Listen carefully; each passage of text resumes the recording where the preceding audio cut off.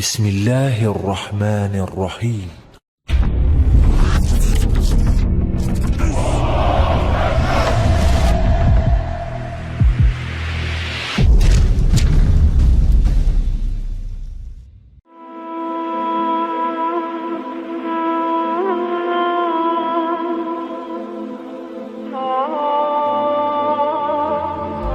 Bismillahirrahmanirrahim. Assalamualaikum warahmatullahi wabarakatuh. Pada kesempatan kali ini saya akan menyampaikan sejarah mengenai salah satu dinasti yang pernah berkuasa di India. Dinasti ini dikenal dengan nama Dinasti Ghauriyah.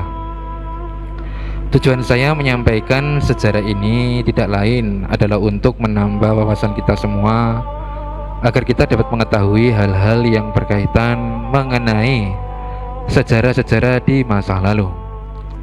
Nah, bagaimana sejarahnya? Marilah kita simak penjelasan berikut ini. Membicarakan dinasti Ghauriyah berarti kita ini membicarakan yang berkaitan dengan bagaimana masuknya Islam di India.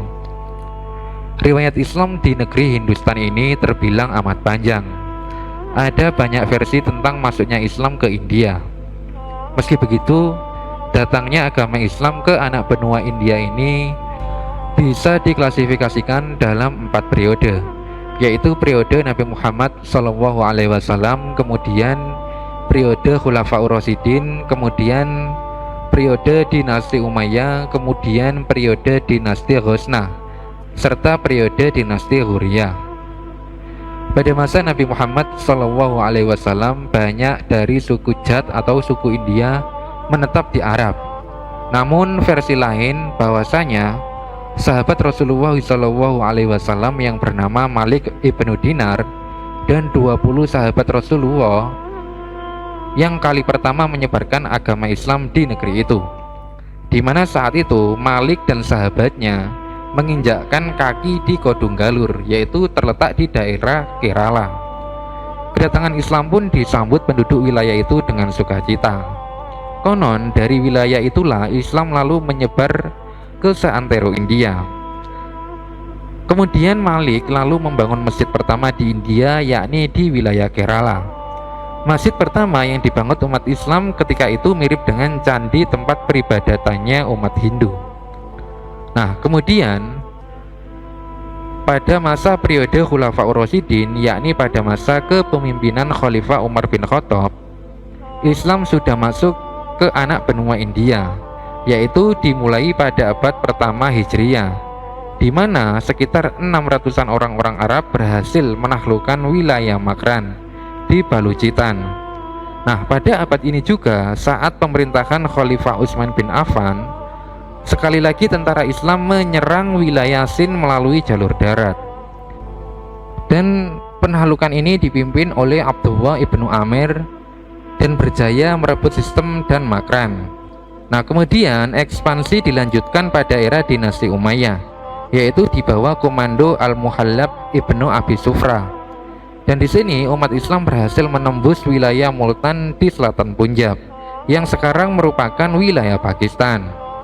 Nah, ekspedisi yang dipimpin oleh Al-Muhallab itu hanya mampu menjangkau ibu kota Maili lalu ke Damaskus. Nah, kemudian yang selanjutnya, yaitu pada periode selanjutnya terdapat 2 dinasti yang berkuasa. Dan pada beberapa masa kedua, dinasti ini saling menjatuhkan dan mengambil alih kekuasaan, hingga akhirnya benar-benar diambil alih dan berdiri satu dinasti saja. Ajaran Islam semakin menyebar luas di wilayah India setelah terbentuknya Kesultanan Delhi di wilayah itu.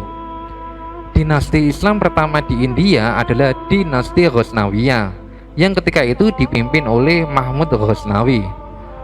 Nah, sejak tahun 1020 Sultan Mahmud telah menguasai beberapa wilayah di India sekaligus menundukkan dan mengislamkan raja-raja di tanah dewa itu. Kemudian setelah Ghaznawiyah, maka dinasti Ghauriyah naik menjadi penguasa dominan di wilayah ini. Adapun yang selanjutnya adalah masa dinasti Ghauriyah. Dinasti Ghauriyah adalah sebuah dinasti yang berasal dari keturunan Afghan Irani, yang tentunya berbeda dengan dinasti Ghaznawiyah yang berdarah Turki Turani. Nah, nenek moyangnya bernama Samhan. Pemerintahan dinasti Ghuriyah berawal dari tempat tumbuh dan berkembangnya, yaitu dari pegunungan yang berada di antara Herat dan Ghazna di Afghanistan. Sedangkan pusat pemerintahannya terletak di Fairuzkoh, yaitu Gunung Hijau. Nah, pada awalnya orang-orang Ghazna ini banyak mengangkat para penguasa dari Ghuri. Orang yang pertama kali menjadi kepala pemerintahan negeri ini adalah Izzuddin Husain, dan dia adalah pendiri pemerintahan dinasti Ghuriyah.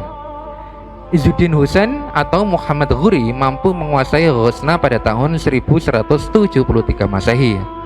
Ghuri ini dulunya suku peternak Hindu di bawah kekuasaan Raja-Raja Shahia yang diajak masuk Islam oleh Muslim Ghaznawiyah yang mengusir Shahia dari Afghanistan pada tahun 980 Masehi. Kini setelah 200 tahun, mantan Hindu ini menjadi Muslim tulen dan tidak sedikit pun menunjukkan warisan kehinduan mereka, kecuali nama mereka.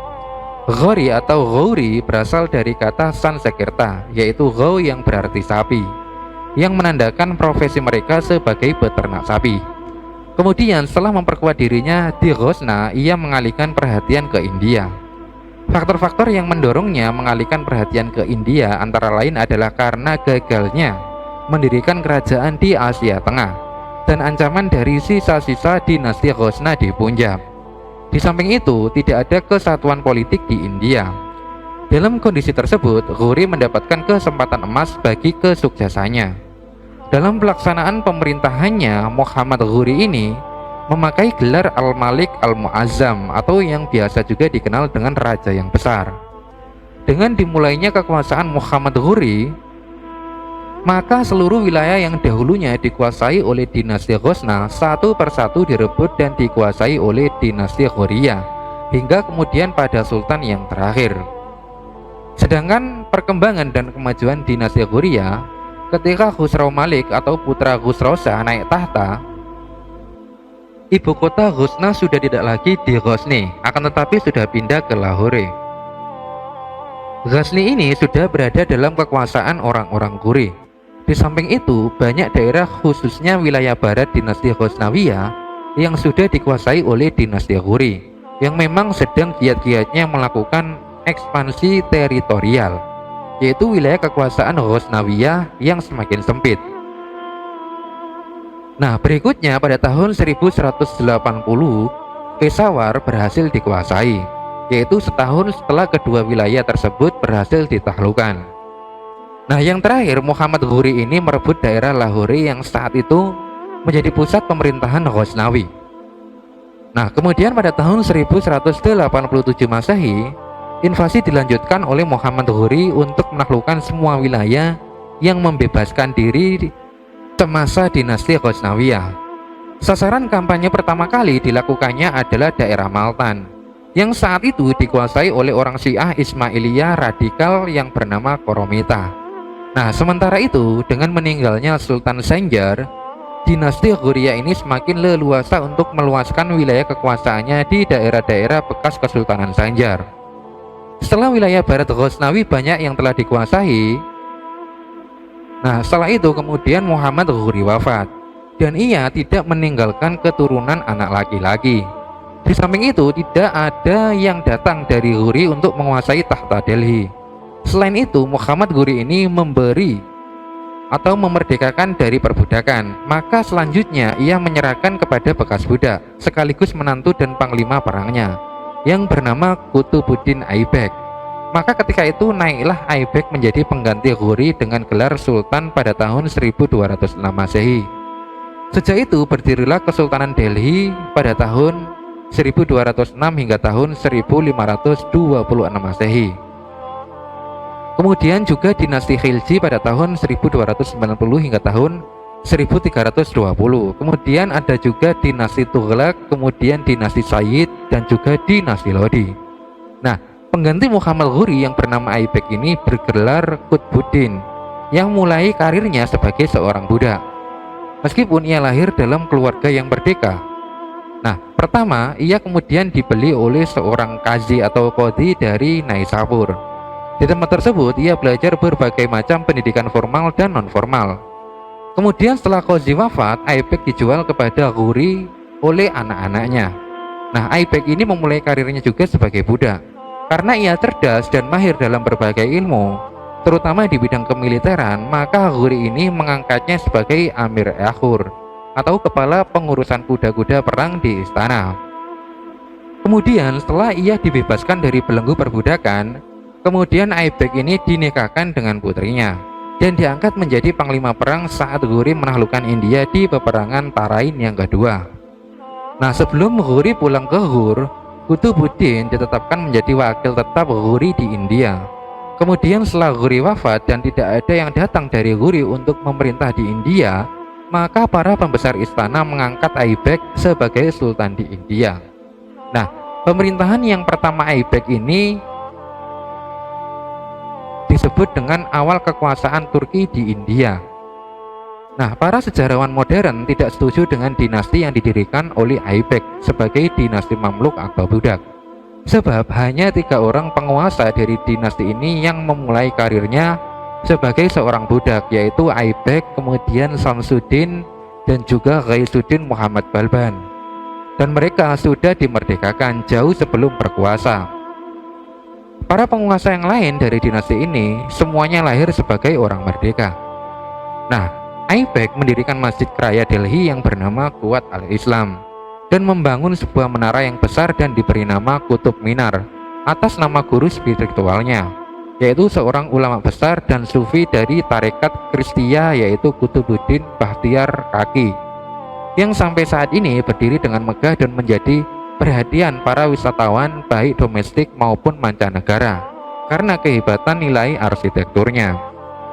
Nah, kemudian di Azim didirikannya pula sebuah masjid raya yang memakai namanya.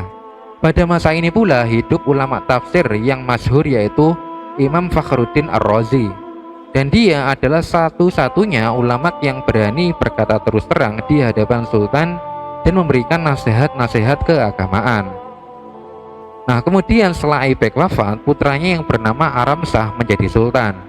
Karena ia tidak cakap dan tidak punya kemampuan sama sekali dalam urusan negara, maka para pembesar istana Delhi mengangkat seorang raja Islam yang bernama Iltutmish, dan dia juga memulai karirnya juga sebagai seorang budak, sama seperti mendiang Sultan Aibak. Nah, ia juga merupakan seorang menantu Aibak yang sedang menjabat sebagai gubernur di Badaun. Dia adalah seorang raja Islam yang besar, pandai mengatur negara dan berjasa.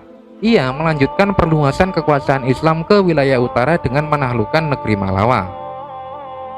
Jasa Iltutmish yang paling besar adalah karena kekuatan pribadinya, kuat persiapan dan pertahanannya dalam membendung penjarahan bangsa Mongol yang telah dapat menghancur leburkan Samarkand, Bukhara, dan tanah-tanah Islam yang lainnya, yang ketika itu dipimpin langsung oleh Genghis Khan. Bahkan setelah Khorasan Khawarizm dihapuskan dari muka bumi oleh bangsa Mongol, maka Khawarizm Shah yang terakhir yang bernama Jalaluddin Mangkabarti datang untuk meminta perlindungan ke India, dan ketika itu diberi perlindungan oleh Iltutmish. Nah, ketika tentara Mongol telah memasuki Punjab, maka pasukan Iltutmish ini mampu untuk menghalaunya. Namun ketika Jalaluddin meminta kepadanya supaya menyusun tentara untuk menyerang orang-orang Mongol, Iltutmish ini tidak merespon keinginan tersebut, sebab telah diukurnya kekuatan yang ada padanya. Tidaklah akan sanggup menyerang bangsa yang sedang kalap. Dengan demikian, Iltutmish ini dari satu segi menolak permintaan Jalaluddin secara halus, dan di sisi lain ia menyelamatkan India dari serangan Mongol yang kekuatannya sangat besar. Nah, kemudian setelah ancaman Mongol berakhir, kemudian Iltutmish ini memulai serangkaian penaklukan. Mula-mula Iltutmish ini mengarahkan perhatiannya ke Benggala, yang pada waktu itu diperintah oleh Ghiyasuddin Khalji, yang telah menyatakan kemerdekaannya dan menggunakan gelar raja. Pada tahun 1227 Masehi, Sultan mengirimkan anaknya yang tertua yang bernama Nasiruddin Mahmud ke Benggala untuk menyerang Ghiyasuddin Khalji dan berhasil merebut kota Lakhnauti serta membunuh Ghiyasuddin Khalji. Kemudian Nasiruddin ini diangkat sebagai gubernur provinsi tersebut. Akan tetapi karirnya yang sedang maju terputus dengan kematiannya yang dalam usia muda. Nah, setelah itu Alauddin Daulat Shah Khalji menjadi gubernur Benggala. Akan tetapi ia kemudian diusir oleh Ikhtiaruddin Balkha yang merupakan seorang pengikut Ghiyasuddin. Nah, kemudian pada tahun 1230 hingga tahun 1231 Masehi, Iltutmish berhasil mengalahkan dan membunuh Balkha, dan kemudian Benggala dijadikan sebagai wilayah-wilayah kekuasaan Delhi, dan kemudian Malik Alauddin dilantik menjadi gubernur Benggala. Nah, Iltutmish ini kemudian mengarahkan pasukannya untuk memerangi kepala-kepala suku Hindu. Ranthambore dan Rawalpur yang telah menyatakan kemerdekaan direbut kembali. Kemudian Sultan menyerbu Malwa serta mengambil alih benteng Bilsa dan merebut serta merampok Ujjain. Dengan demikian, Iltutmish ini menyelesaikan penaklukan India Utara. Nah, sebelum wafatnya, Iltutmish ini menunjuk putrinya yang bernama Razia sebagai pengganti dengan alasan semua anak laki-lakinya tidak ada yang mampu memimpin pemerintahan. Nah, para pembesar istana yang keberatan dengan sultan perempuan kemudian mengambil tindakan. Para pembesar kerajaan menganggap bahwa dengan menundukkan kepala di hadapan seorang wanita merupakan penghinaan, dan dengan mengabaikan wasiat sultan almarhum, mereka mengangkat saudaranya Rukunuddin Fairuz sebagai sultan. Namun keputusan ini tidak tepat, karena Rukunuddin Fairuz dalam menjalankan pemerintahan terlalu memperturutkan hatinya dalam perbuatan-perbuatan yang hina, mengabaikan urusan negara dan menghambur-hamburkan kekayaannya. Pengelolaan urusan negara diserahkan kepada ibunya yang bernama Shah Turkan, yang tidak bermoral, yang asalnya adalah seorang pelayan haram. Nah, seluruh kerajaan menjadi kacau, sehingga pemerintahan pusat kehilangan kekuasaannya di provinsi-provinsi. Nah, dengan kondisi ini banyak para gubernur memberontak, kemudian Rukunuddin dan ibundanya ditangkap dan dimasukkan ke penjara hingga wafatnya. Kemudian Razia diangkat kembali untuk menjadi penguasa di Delhi. Nah, dalam sejarah Islam, Razia lah yang merupakan perempuan pertama yang berkuasa, dan yang kedua adalah Shajaratud Durr pada tahun 1249 Masehi.